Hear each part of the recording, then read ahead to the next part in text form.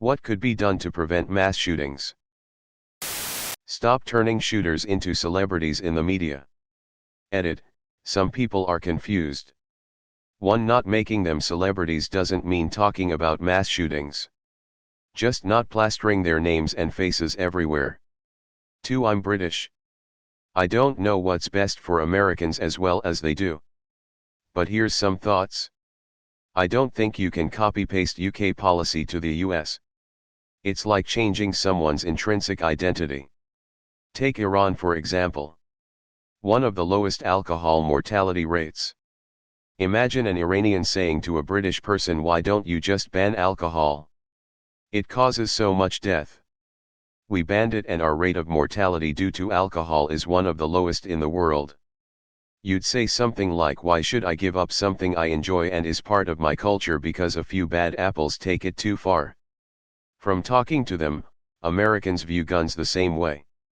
Why does someone else doing wrong with guns have any bearing on me who's just using it for fun/protection? I'd say a mix is gun regulations and mental health support, and not making martyrs of shooters has the best chance. Give everyone small, personal nukes. How do you stop a bad guy with a gun? Nukes. In the UK, the general public doesn't have easy access to guns. The last mass shooting was in 2010 and there have been 4 mass shootings in total in the past 35 years. 1987, Hungerford Massacre, 31 people were shot, 16 fatally. 1989, Monkseaton shootings, 15 people were shot, 1 fatality. 1996, Dunblane Massacre, 32 shot, 16 fatalities, 15 of the dead were young children. 2010, Cumbria shootings, 23 shot, 12 fatalities. In the USA, it seems to me that it's not your average criminals, who may more easily get their hands on a gun, that carry out these atrocities.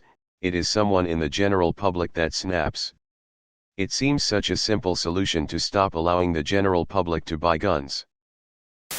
Deal with the mental health issues and treat all people as valued parts of society and support them when they need it. Get rid of mass. Make therapy more easily accessible for people who are middle or lower class.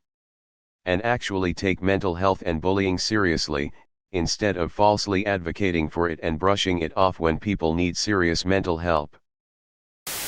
Put LSD in the drinking water. There's no quick answer, in part because mass shootings combine many different underlying issues. For instance, the vast majority of mass shootings are related to organized crime, i.e., gangs, and/or the drug trade. Thus, to reduce mass shootings, we should first look at our drug prohibition laws. If we are talking about high-profile mass shootings, our problem in the USA relates to several overlapping issues. It is relatively easy to acquire firearms. The legal mechanisms to deny a high-risk person firearms are very limited. Every country produces a small percentage of deeply problematic people, ours is unique in arming them. American culture around firearms is deeply problematic. Other heavily armed wealthy nations, like the commonly compared Switzerland, make the use of firearms a responsibility of being a good citizen. American culture all too often celebrates firearms as an extra legal tool for imposing your will. The modern world is a lonely world. People spend much more time alone now. This gets far beyond the scope of this reply, but many of our traditional social organizations have failed to adapt to the modern world. Young people are increasingly left without a community or direction. This amplifies the above issues. Combined, these speak to mass shootings as a consequence of low social cohesion on a legal, cultural, and institutional level. Addressing that is multi-generational work. People keep talking about mental health as if it's all just depression or schizophrenia or bipolar. It's not. Those are just symptoms of a larger collective of problems. It's the culmination of a two-party capitalist society that created the myth of the American dream. It's stress from working too much and getting paid too little. From hyper-partisan politics making every conversation a battle. It's social media and mainstream media and the mind-numbing stream of negative information. It's misinformation. It's fear of being shot by someone else with a gun. It's racism, sexism, and every other kind of superiority complex filled with hate. It's fear that AI will take your job. Fear of medical bills bankrupting you. And so much more.